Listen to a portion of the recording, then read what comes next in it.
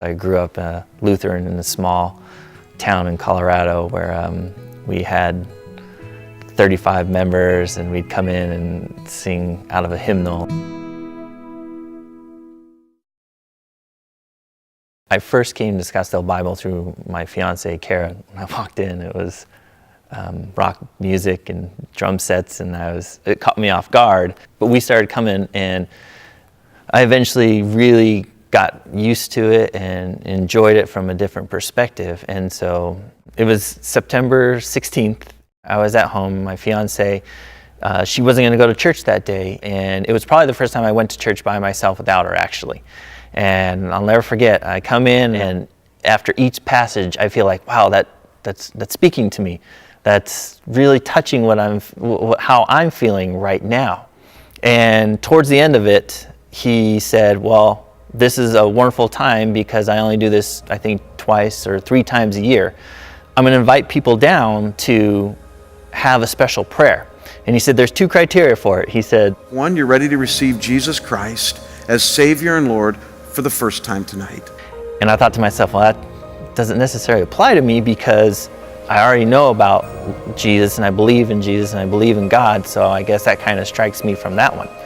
There's a second group, however, of those of you who are ready to come down and recommit your lives to Christ. It's just to renew, to re-up your commitment to Jesus only.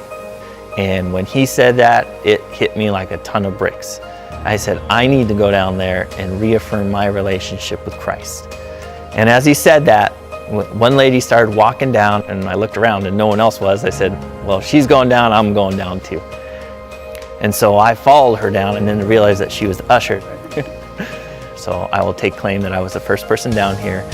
And as he was praying, I kept my head down. A couple tears streamed from my eyes, and I felt a connection that I had never felt before. In all my upbringing and all my studying, I had never felt this come into me the way it did. When Jamie was done, the nice lady that I followed down looked at me and said, sir, you can continue praying if you want. And I was like, no, that's enough for me today, thank you. And as everybody's getting up, I feel this hand grab my shoulder. And I don't know many people at Scottsdale Bible. And it was Tom Sharda.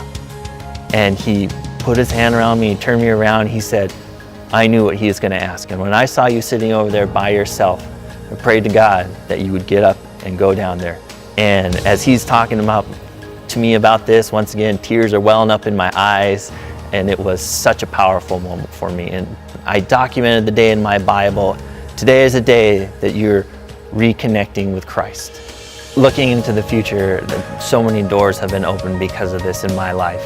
I'm getting married on April 13th, which I'm overly excited about. It has helped me in my work. We're focusing on putting the C, which stands for Christian, back into the YMCA. I've told my sister she should start watching the streaming video online of what we talk about at Scottsdale Bible, and how hopefully that can impact her. And now having that relationship with him, I know he's there for me. I know he's there to help me out. No matter how big or small the problem is, he's there, and he will always have my back. My name is Grosso, and this is my story.